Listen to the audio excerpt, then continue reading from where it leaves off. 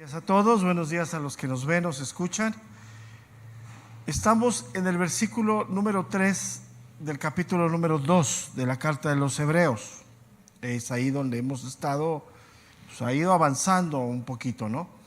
Pero vamos a leer un poquito el 1 y el 2 para introducirnos nuevamente al versículo 3, porque si no, no tomamos el contexto. Dice el verso número 1, capítulo 2, verso número 1. Por tanto, es necesario que con más diligencia atendamos a las cosas que hemos oído, no sea que nos deslicemos, porque si la palabra dicha por medio de los ángeles fue firme, y toda transgresión y desobediencia recibió justa retribución, ¿cómo escaparemos nosotros si descuidamos una salvación tan grande, la cual, habiendo sido anunciada primeramente por el Señor, nos fue confirmada por los que la oyeron, testificando Dios juntamente con ellos con señales y prodigios y diversos milagros y repartimiento del Espíritu Santo según dice su voluntad? Entonces, el contexto del versículo número 3 es la retribución, ¿no? O sea, ¿cómo escaparemos nosotros de qué? De la retribución, ¿no? Ese es el contexto. Si descuidamos una salvación tan grande. Entonces, aquí la palabra descuidamos, decía hace 8 días, significa no hacer caso, significa desatenderse. Pero tenemos que enfocarnos en la palabra salvación. Es la clave de este versículo, la salvación. Ahora, aquí surge una pregunta: ¿cuál es el valor de la salvación que tenemos? ¿Cuál es el valor de la salvación que tenemos? No lo pienses, ese es el punto de aquí. En lo que Cristo hizo, eso ya se entendió. O sea, Cristo hizo su sacrificio, su encarnación, todo eso. O sea, no lo vayamos hacia allá. A lo que ya Dios depositó en nosotros, que es la salvación. ¿Qué valor tiene la salvación para ti? ¿Qué valor tiene? Obviamente, sí, si vamos en un contexto claro, pues sí entendemos que Cristo sufrió, murió y todo, ¿no? Él es el autor, el consumador de nuestra salvación, ¿sí? Pero en cuanto a nosotros, ¿qué valor tiene la salvación? Y lo voy a poner en este ejemplo. Si tú tienes en esta mano un peso y en esta mano tienes 1,000,000 de pesos, ¿cuál tiene más valor? El que tiene 1,000,000 de pesos, ¿no? Aquí. Ahora, si pierdes esto, ¿qué pasa? Pues, ¿y si pierdes esto?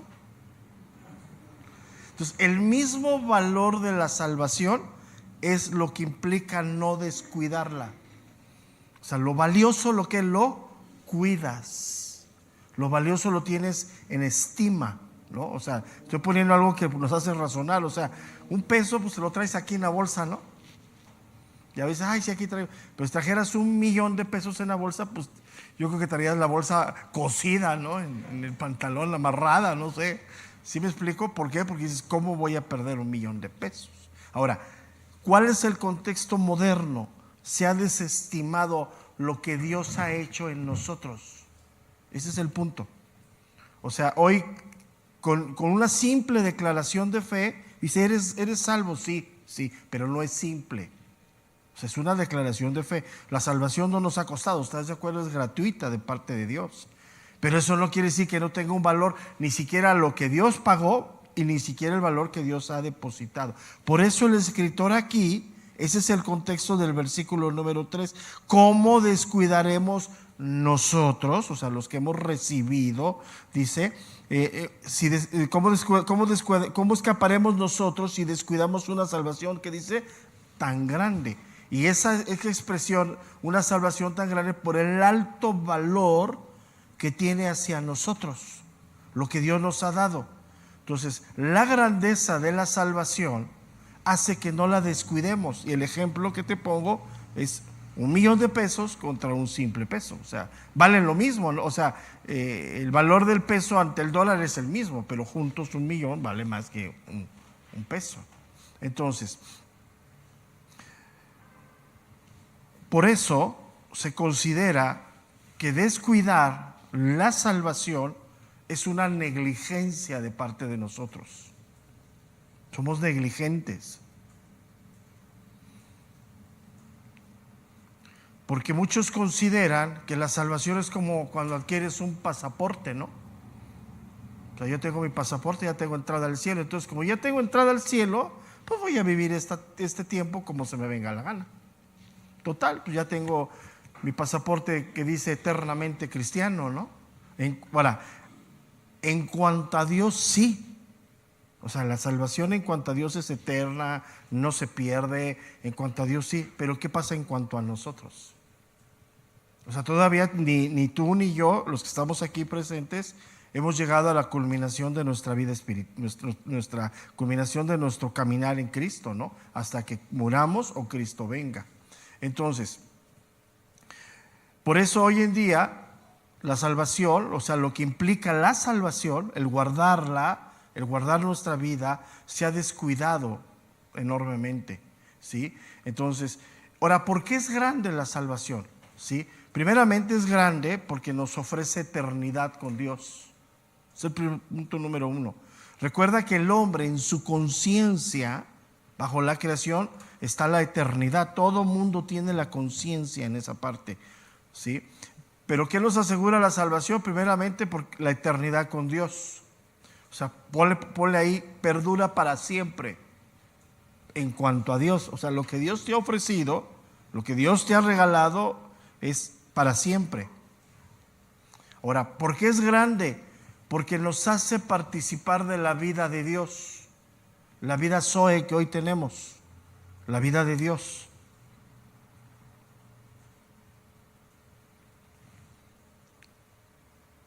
Y nos salva de cosas terribles, como la ira de Dios, de ser culpables delante de Él. Nos salva de la esclavitud del pecado, de la muerte eterna, del juicio. Ponla ahí en resumen, así, resumen en letras grandotas. Te salva de ti mismo.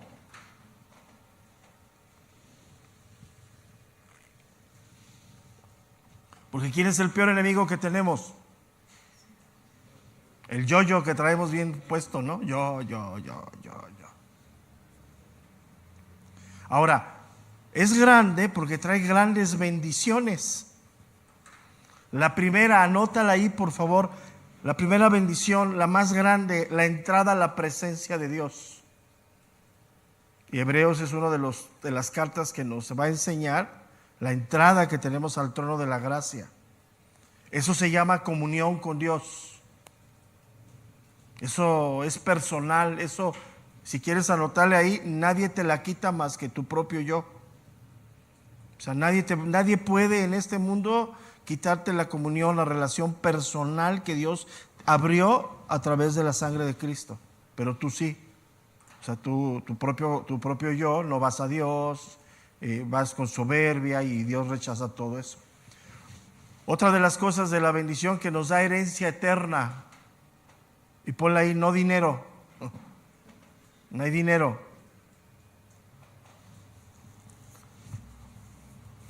Otra de las cosas de la bendición que nos ofrece esperanza. Tenemos una esperanza.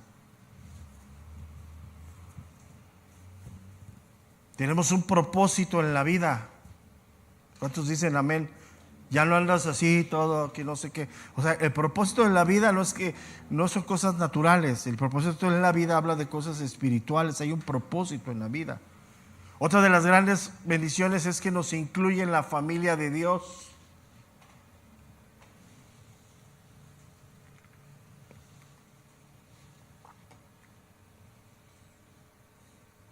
Nos ofrece descanso. Nos ofrece aceptación.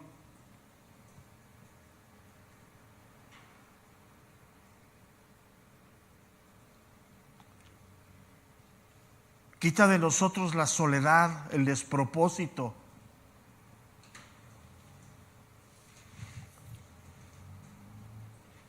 Y otra de las grandes cosas que nos regala Dios es que nos inicia en nosotros la transformación a la imagen de Cristo.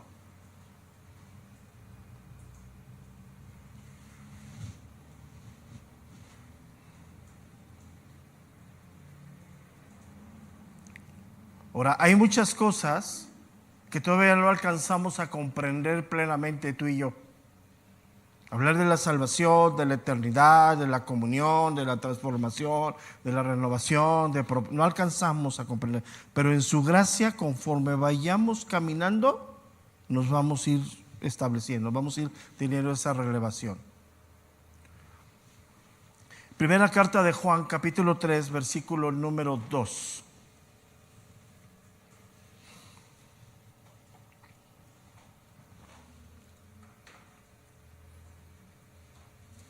Primera carta de Juan, capítulo 3, versículo número 2. Amados, ahora somos hijos de Dios y aún no se ha manifestado lo que hemos de ser, pero sabemos que cuando Él se manifieste, seremos semejantes a Él porque le veremos tal como Él es. Ahora, esto que estamos hablando, el propósito, la eternidad, la seguridad, todo esto que hemos hablado, cuando el enemigo logra vencerte a través de la tentación, logra desarraigar esto que estoy hablando de tu corazón, viene el desánimo a tu vida.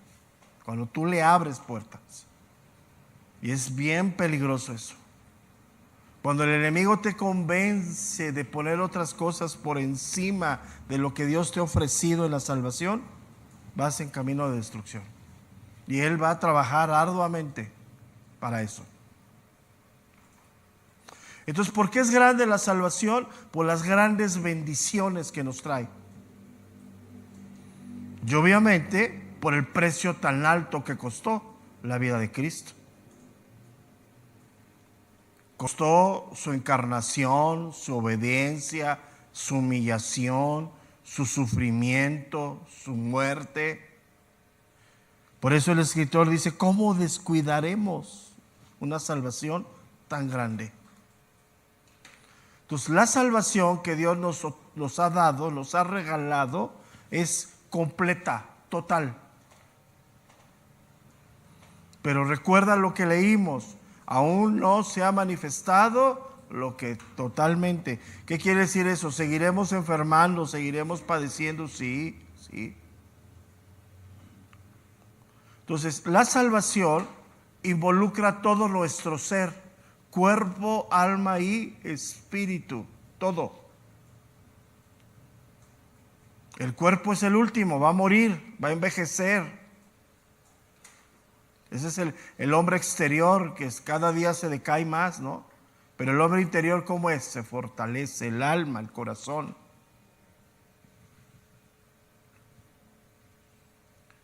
¿Por qué? Porque esa salvación nos ha purificado y nos seguirá purificando durante esta vida.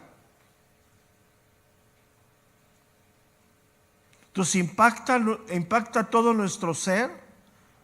Anótala ahí, impacta nuestras relaciones, nuestras costumbres,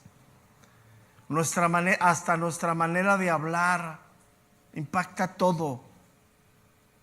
¿Ven por qué nos oponemos a las corrientes del mundo, al pensamiento del mundo, a la euforia del mundo? ¿Ven por qué desde aquí dicen no lo practiques, no lo hagas? Porque estás tú mismo entorpeciendo la grandeza de la salvación que Dios te da.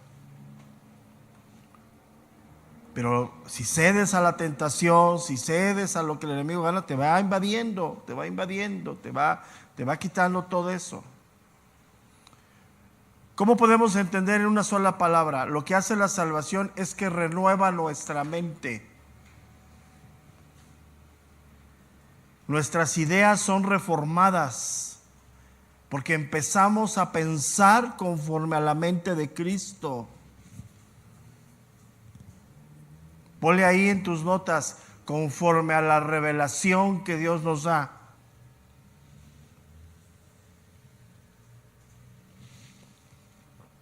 Eso es fundamental en la vida de fe.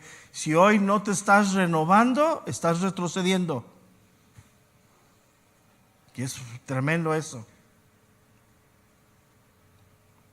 Es una salvación que revoluciona totalmente nuestras prioridades.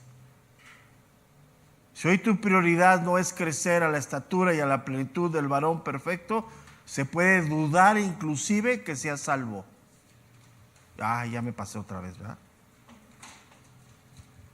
Vuelvo a repetirlo. Si hoy tu prioridad no es crecer a la estatura y a la plenitud del varón perfecto en Cristo Jesús, se pone en duda tu salvación.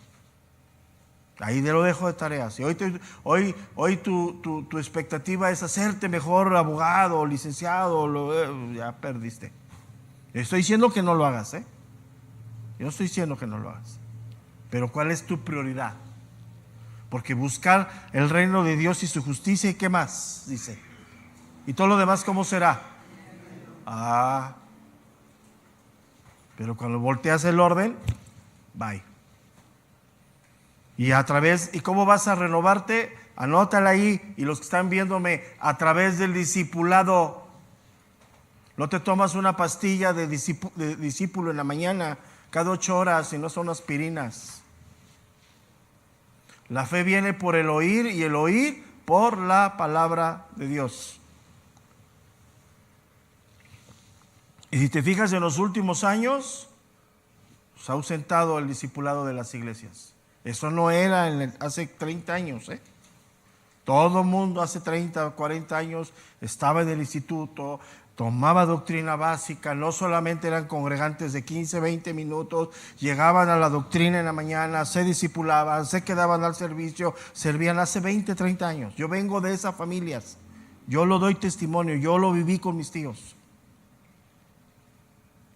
Pero hoy en día, hoy la corriente moderna de Estados Unidos, que no impacta llegar aquí, son reuniones de 20 minutos, vámonos.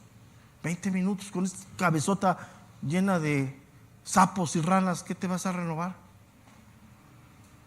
¿Y no tienes tiempo para Dios en la semana? Está bien.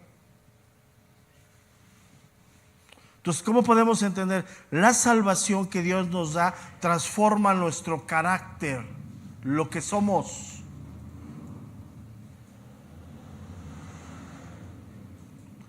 Te transforma. Si eras débil, hoy tienes capacidad, fuerza. Si eras impetuoso, hoy te hace una persona estable, manso.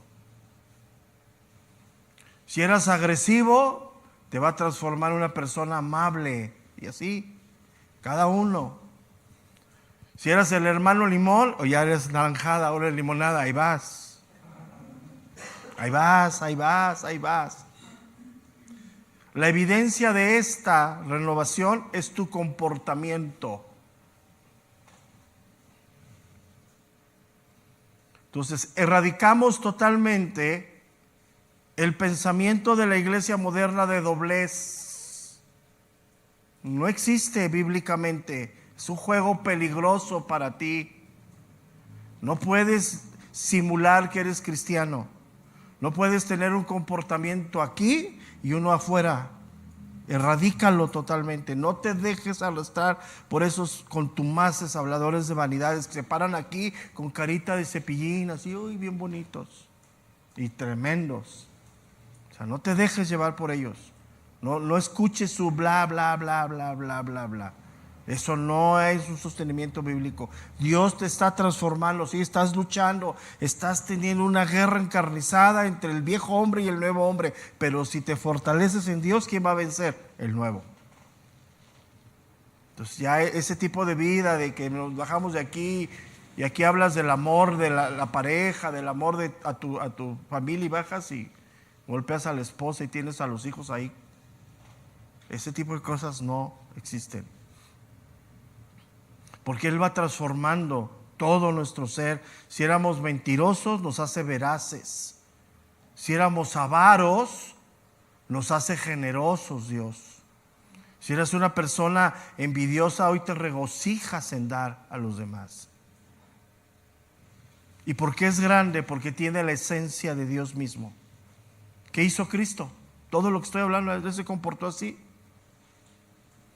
Entonces, nuestra salvación viene por la obra del Hijo de Dios, lo que Él hizo en la cruz.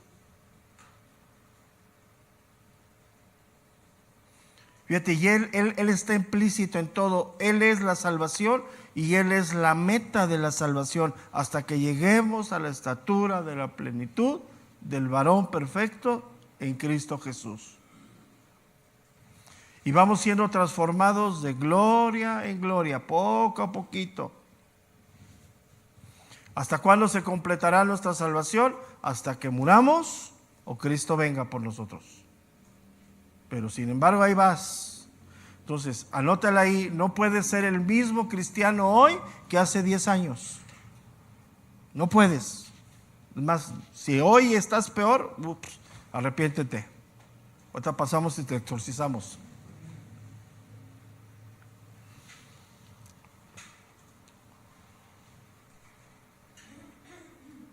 Pero sin embargo hay algo que es bien importante y póngame atención. Ya está todo depositado en nosotros. Todo lo que Dios hizo completo, pero aún no se ha completado plenamente nuestra salvación. ¿Por qué? Porque seguimos habitando en un cuerpo lleno de pecado. Y ahí es donde tenemos que tener muchísimo cuidado. El hecho de que hoy estés caminando con Dios, hoy aquí presente, y que eso no te garantiza que en 10 años vas a seguir perseverando. Para que sigas en 10 años tienes que perseverar cada cuando, todos los días. Seguir a Cristo es renunciar a ti cada cuando, diario. Y eso es algo bien difícil, porque muchos creyentes piensan que con una oración ya lo hicieron. No es cierto. Entonces, hablando del tema del pasaporte, ya lo tramitó Dios, pero Él lo tiene y no te lo ha entregado. ¿Hasta qué momento te va a entregar el pasaporte? Hasta que mueras o venga Él. Entonces, ¿cuál es la evidencia de todo esto y cuál es la herramienta más grande que Dios nos ha dado para perseverar tú y yo? El Espíritu Santo. Ahí lo leímos. El repartimiento del Espíritu Santo según su voluntad. Volvemos a reafirmar lo que hemos hablado los domingos. Si tú hoy no eres guiado por el Espíritu de Dios, estás perdido. Ya no hay nada más que te convence. Si tú antes de tomar una decisión, de hacer una acción, de hacer algo en tu vida, no oras, no tienes comunión con Dios, no eres sensible a la voz del Espíritu Santo, te vas a equivocar. Por muy simple que sea, por muy simple que sea. Aún hasta darle a alguien, si el Espíritu de Dios no te guía, no lo des. Que muchas veces personas lo que necesitan hacer, están en un trato y necesitan tocar el fondo muchas veces. Entonces, ¿ya recibiste la salvación? ¿Cuántos dicen amén? Ahora vívela, y vívela todos los días, todo momento. Porque es vano que digas que has creído si no vives como hijo de Dios. Y tienes todo para hacerlo.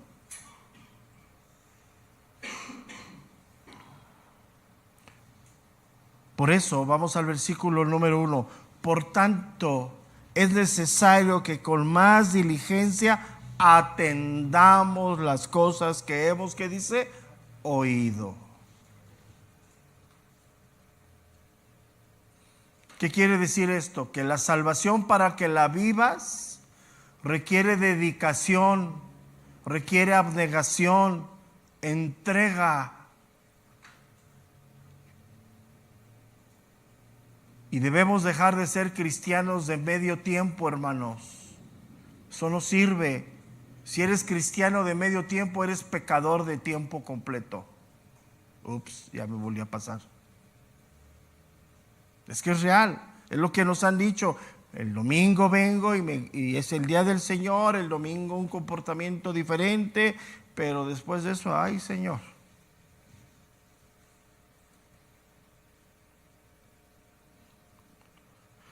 Entonces lo que Dios quiere hacer en ti es el carácter de Cristo.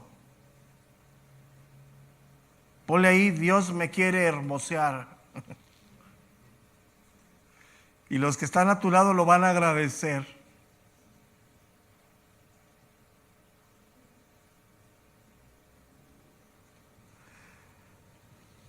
Dios los que están a tu lado dicen, ay, sí, Señor, sigue obrando en él. Segunda carta de Pedro, capítulo 1, versículo número 11.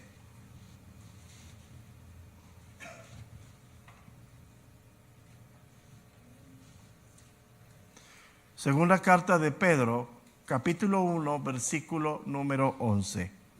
Porque de esta manera os será otorgada amplia y generosa entrada en el reino eterno de nuestro Señor y Salvador Jesucristo. Si tú sigues en el camino de la renovación, si sigues en el camino de la transformación, tienes garantizado llegar al final de la ruta.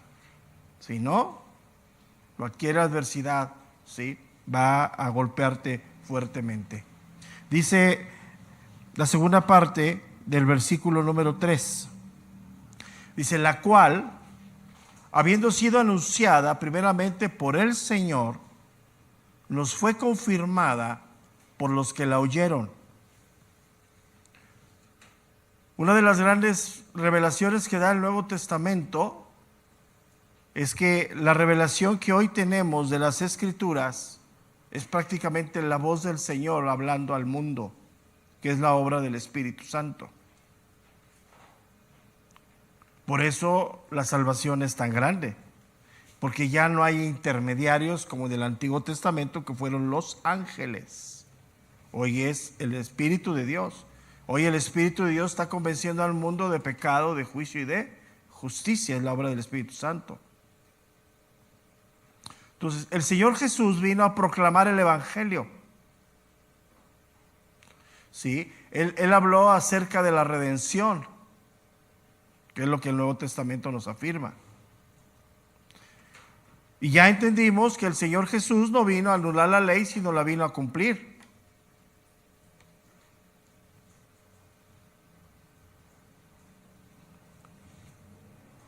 Y el nombre de Jesús se deriva del nombre Josué. Y el nombre Josué significa salvación. Entonces, él fue el primero en proclamar las riquezas de la salvación. Desde el momento de su aparición en público hasta su ascensión.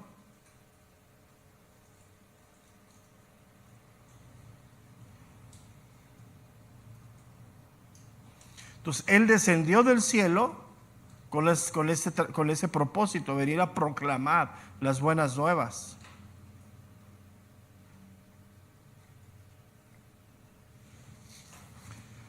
Entonces, el versículo 3 nos enseña que fue confirmada por los que la oyeron. En este momento del que se escribe la carta de los Hebreos, se está hablando de la segunda generación de cristianos en el mundo.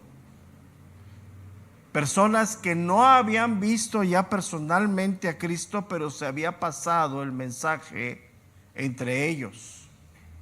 Según la historia, el tiempo, ya estaba la segunda generación y estaba el mensaje igual de firme.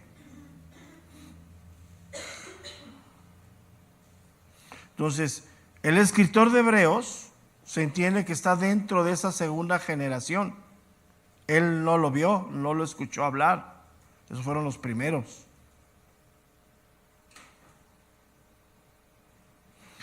¿Por qué dice esto? Porque ya en este tiempo se ponía en duda el mensaje del Evangelio.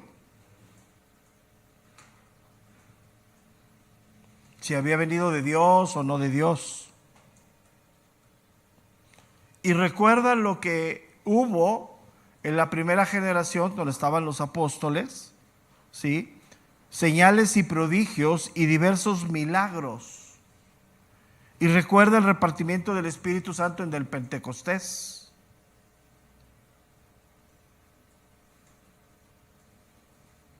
Entonces entiende que el escritor de Hebreos no estuvo escuchando a Cristo de manera presencial, parte de la segunda generación de creyentes.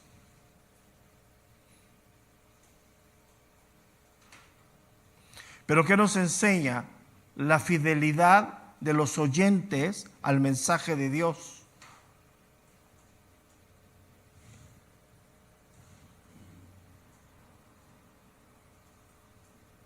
Vamos al Evangelio de Lucas, capítulo 1, verso número 1. Lucas 1:1.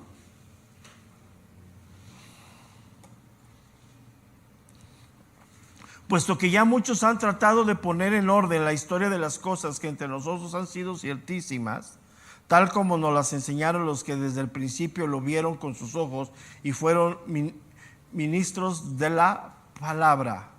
Siempre a través de la historia se ha cuestionado la veracidad del Evangelio, siempre.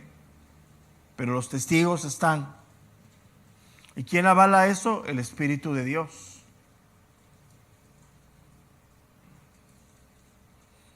Entonces, ¿qué nos enseña aquí? Que la carta de los Hebreos está escrita en el tiempo de la segunda generación de seguidores de Cristo. No habían escuchado de la boca del Señor, pero se había pasado a través de los primeros, los apóstoles. Por eso Hebreos no está, no se sabe el escritor realmente, no es Pablo, no es ninguno de los apóstoles. Dice el versículo número 4, testificando Dios juntamente con ellos. Esta palabra testificando significa unir en evidencias, con señales y prodigios y diversos milagros y repartimiento del Espíritu Santo según dice su voluntad.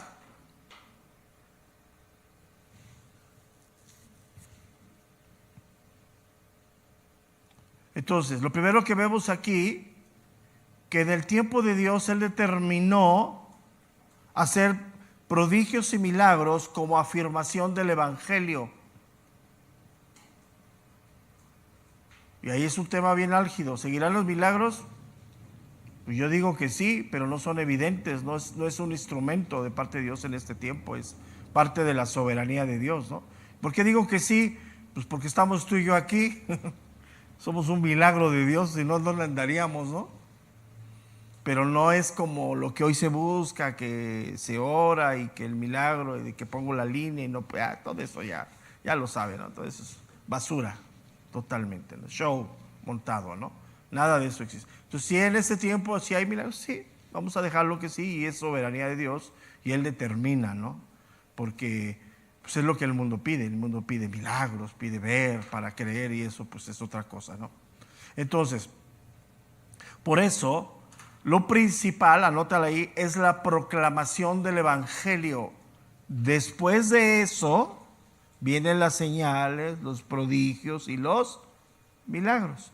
O sea, tú naciste por la proclamación del Evangelio y es un milagro que estés aquí, porque Dios te renovó plenamente. O sea, por dentro, por fuera seguimos igual de feos, ¿estás de acuerdo? Pero por dentro hizo algo Dios.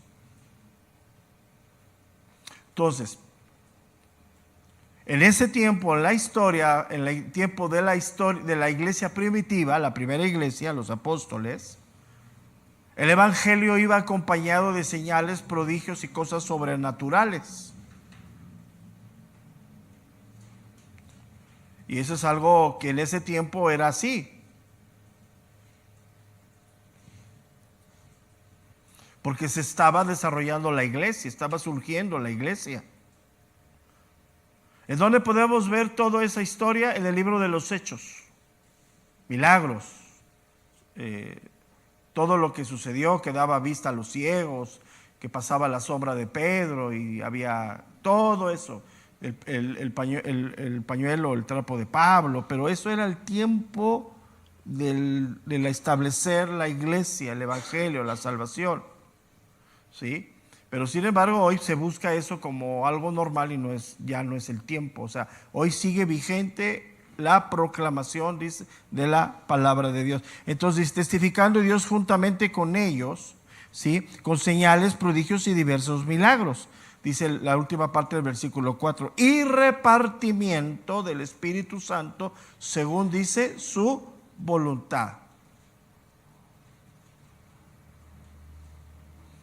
Dios reparte el Espíritu Santo voluntariamente para hacia el mundo. Eso significa, es la evidencia o la garantía de haber nacido de nuevo.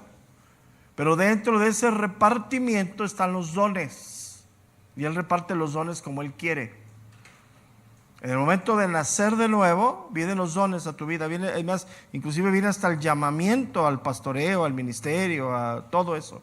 O sea, Dios no te pone a prueba y dice, ay, vamos a poner a Panchito a prueba a ver si sale bueno, ¿no? O sea, viene todo. Primera carta de los Corintios, capítulo 12, verso número 11.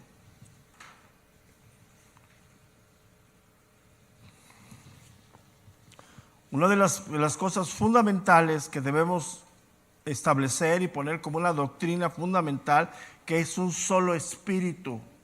Hay un solo Dios, un solo espíritu, y Él reparte como Él quiere.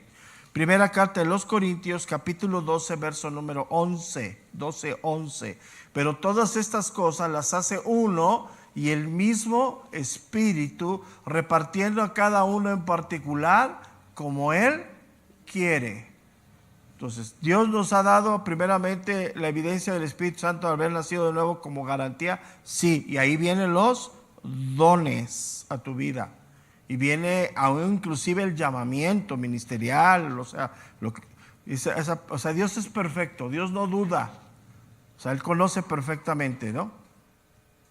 Entonces, eso nos enseña la palabra de Dios. Y Él soberanamente puede hacer señales, prodigios y diversos milagros. Y el propósito de Dios es darle veracidad al Evangelio, a la palabra de Dios.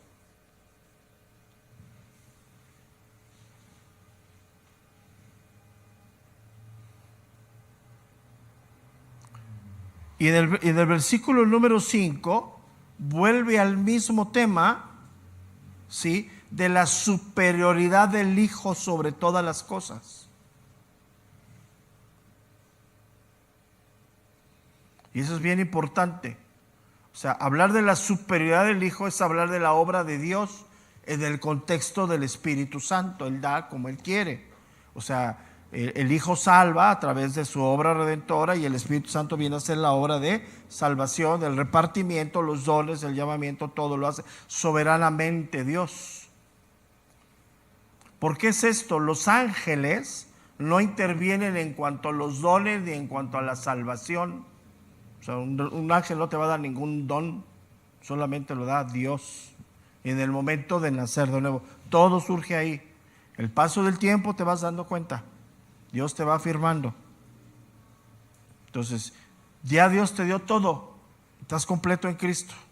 Entonces, ya ven que hay oraciones de que ensanche y dame doble espíritu, bla, bla, bla. Otras cosas que fuera del contexto. Ok. Dice el verso número 5. Dice, porque no sujetó a los ángeles el mundo venidero acerca del cual estamos hablando. Lo que Él quiere establecer aquí, en este segundo capítulo, es la superioridad del Hijo de Dios.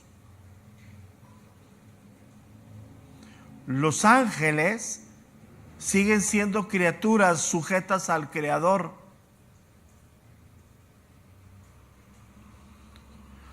Ya lo habíamos visto, son espíritus ministradores enviados para servir a los creyentes.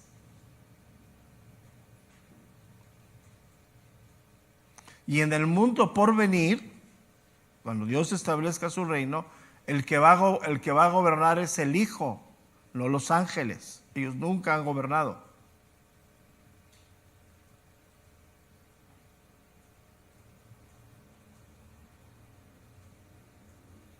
Obviamente, cuando hablamos en el mundo venidero, está hablando del regreso de Cristo. Ahí va a empezar todo.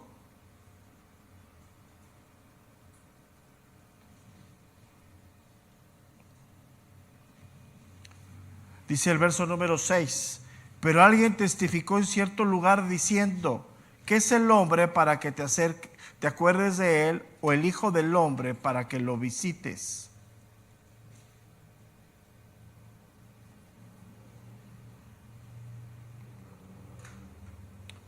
Y lo que hace el versículo número 6, sí,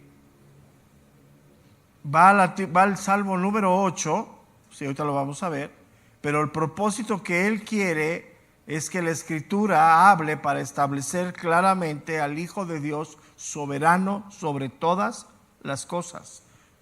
Porque la corona de la creación, ¿quién es? El hombre, el creado solamente a imagen y semejanza de Dios.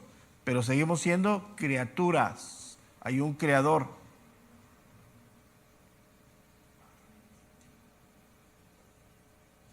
Entonces cuando dice, pero alguien testificó en cierto lugar diciendo, se va al Salmo número 8.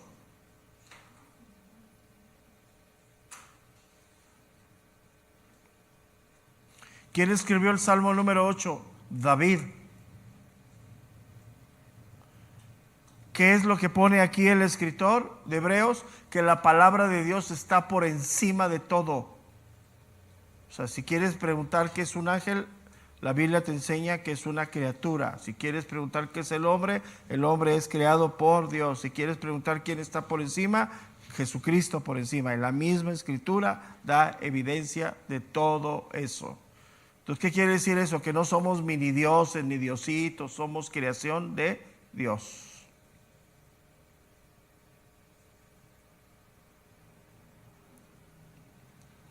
Entonces, cuando alguien testificó diciendo en cierto lugar diciendo que es el hombre para que te acuerdes de él, o el Hijo del Hombre para que lo visites, se está refiriendo al Salmo número 8. Sí, que en primer lugar el Salmo número 8 describe la gloria de Dios en los cielos. Está hablando de la creación.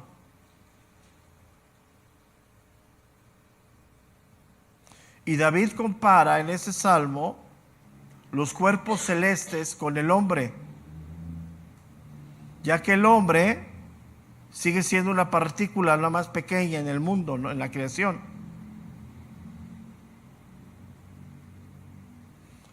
Pero lo que quiere establecer aquí el escritor de Hebreos, que el hombre fue creado con dignidad y valor delante de Dios, creado a imagen y semejanza. Y eso es fundamental que tú y yo lo entendamos. Todo hombre que vea, por muy feo que sea, por muy malo que sea, ha sido creado a imagen y semejanza de Dios. Por eso no podemos nosotros dar muerte a alguien. ¿Sí me explico? Ya, y empiezan las... Y un policía cristiano, ya. Y si es de la Guardia Nacional, ya. Chole. Es que ya, de plano, ¿no? O sea, estás entendiendo, ¿no? Que ellos son levantados por Dios para seguridad, establecer orden y tienen una función.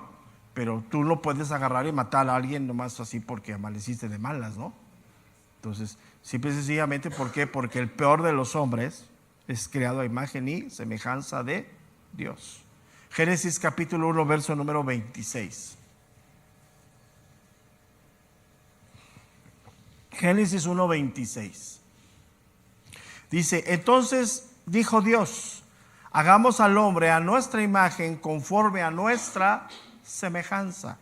Y señoree en los peces del mar, en las aves de los cielos, en las bestias, en toda la tierra, y en todo animal que se arrastra sobre la tierra.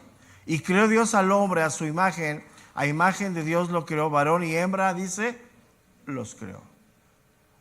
Entonces el hombre está creado a imagen y semejanza de Dios, y aquí se entiende hombre y mujer, porque después de aquí viene la creación de Eva, de la misma parte del hombre.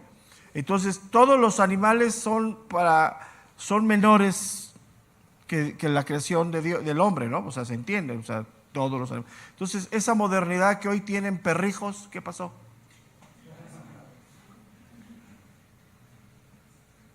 ¿Qué pasó ahí? Porque ya hay hoy que tienen... No, yo prefiero un perrijo, ¿eh? Y hay quien prefiere tener un perro que en lugar de un compañero, ¿eh? O una compañera, ¿eh? Y es en serio, ¿eh? Y no solamente está en el mundial eso, ¿eh? Está dentro de la iglesia, ¿eh? Si tú prefieres abrazar a tu perro antes de que tener un esposo o una esposa, aguas. Estás yendo en contra del diseño de Dios, del orden de Dios. Y eso hoy está tremendo, porque allá en Cuernavaca hasta los pasean en carriolas. Sí, no, sí, andan en las plazas en carriolas. No es broma. Y ya te permiten En los restaurantes te permiten tener a tu perro por esa modernidad. O sea, el mundo está desquiciado. Si el mundo está desquiciado en eso, ¿tú crees que no esté desquiciado en un puente frenético de vacaciones?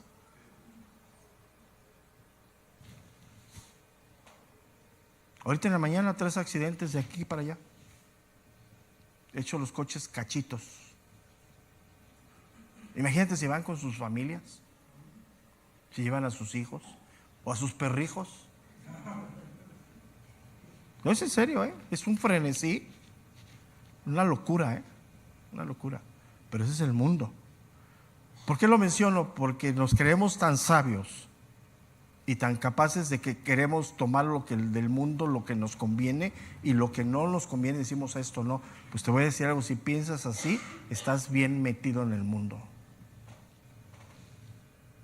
Porque tiene tanta capacidad el enemigo de engañarte que ni idea tienes lo que te está haciendo. Te está haciendo creer que tú tienes control sobre algo al cual Dios no te ha dado ese poder. El poder que no te ha dado Dios es que el hombre interior lo hagas crecer para que haya discernimiento. Y el discernimiento viene de la mano del conocimiento.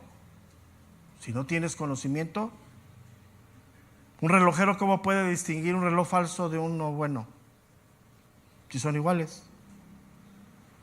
El que te venden en la calle chueco es igual, ¿no? Tú lo ves hoy. E inclusive hasta los mínimos detalles.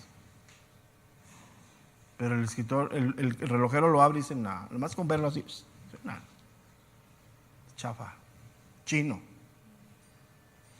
Entonces, el hombre recibe autoridad sobre las aves del cielo, sobre los peces, sobre toda criatura que se mueve en la tierra.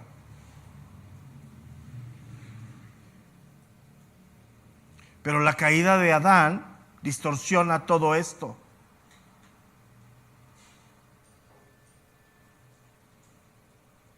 Vamos al Salmo número 8, verso número 4.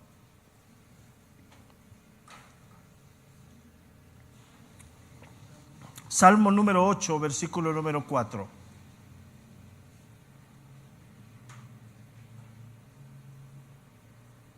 Y David aquí, cuando escribe esto, Salmo 8, 4, David está consciente de la caída de Adán, de que el hombre perdió la plenitud de lo que Dios le había creado a él en el huerto del Edén, lo que leímos en Génesis. Dice el escritor David en el Salmo 8:4, digo, ¿qué es el hombre para que tengas de él memoria y el hijo del hombre para que lo visites? Pero sin embargo, lo que entendemos aquí que el fracaso del hombre no quita los planes de Dios. Cuando Dios creó al hombre en el huerto de él, ya sabía que el hombre iba a pecar y ya tenía el plan de redención listo.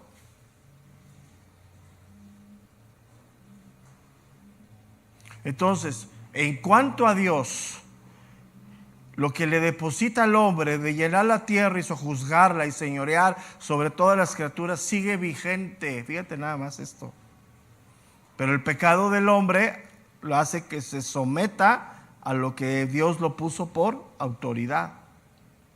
Está fuerte eso, ¿no? Y el hombre sometido a eso, ¿no?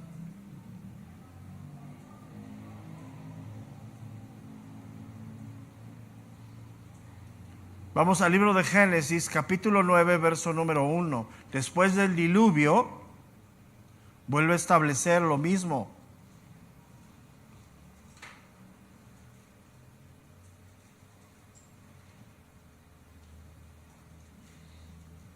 Génesis 9, verso número 1.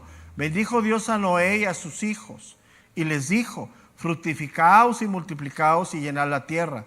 El temor y el miedo de vosotros estará sobre todo animal de la tierra y sobre toda ave de los cielos, en todo lo que se mueva sobre la tierra y en todos los peces del mar en vuestra mano son, dice, entregados.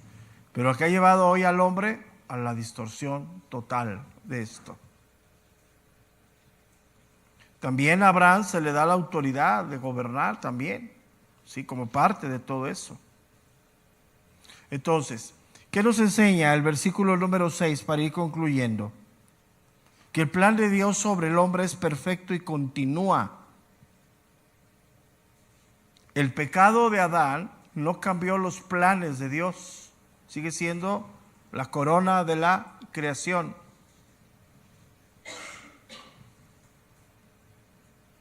¿Sabes que una de las partes de entender esto es el buen trato a los animales como parte de la creación, como corona?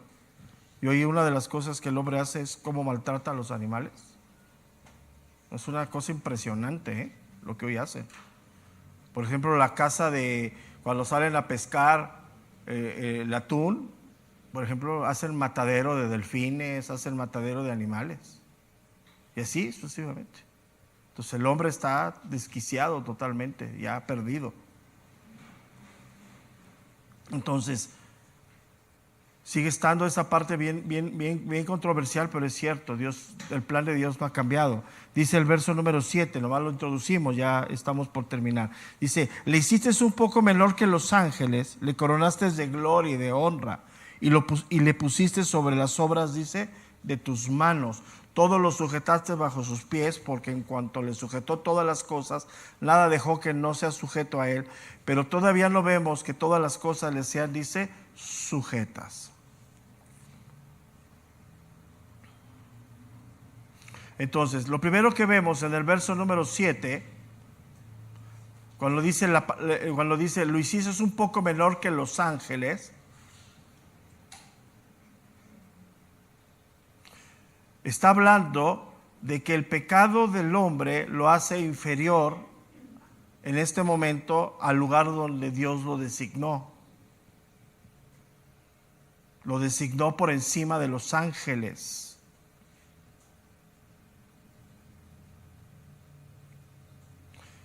Cuando el hombre fue creado, compartía, por ejemplo, la inmortalidad junto con los ángeles, pero el pecado destruyó eso.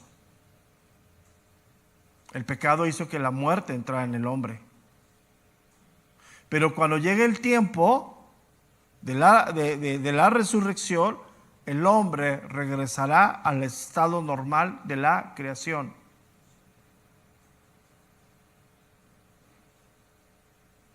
Terminamos con Mateo capítulo 22, verso número 30.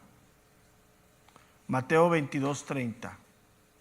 Porque en la resurrección ni se casarán ni se darán en casamiento, sino serán como los ángeles de Dios en el cielo, con la eternidad. Entonces, en este momento, el hombre, por el pecado, está por debajo de la creación en este camino de los ángeles. Pero cuando habla aquí, no está hablando, dice el verso número 7, le hiciste un poco menor que los ángeles. No está hablando que los ángeles estén por encima en el orden de la creación, sino el que está por encima es el hombre, creados a imagen y semejanza de Dios. ¿Por qué decimos esto? Porque en ningún lugar de la Escritura Dios honra a los ángeles, sino honra a los hombres. Solo el hombre ha sido coronado de gloria y honra y honor. ¿Cuál es esa corona de gloria y honor? Cuando lo pone por encima de la creación. Todo lo pone para que Él gobierne sobre todo.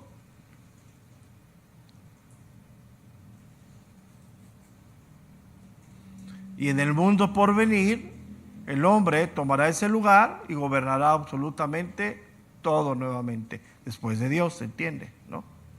Eso es lo que estamos hablando. Entonces, eso tenemos que tener mucho cuidado porque hay muy mala enseñanza acerca de los ángeles, ¿no? O sea, no tienen control, no tienen autoridad, son enviados de parte de Dios. ¿Ok? Entonces, hasta aquí concluimos, ¿sí? Y si Dios nos da vida, nos vemos el día de mañana, ya son 10 de la mañana. Si Dios nos da vida, nos vemos mañana en nuestras reuniones habituales. Y hoy por la tarde, después de esta clase sigue Mujeres de Fe y hoy por la tarde tenemos reunión de matrimonios. Dios les bendiga y si Dios nos da vida, entonces nos vemos el día de mañana.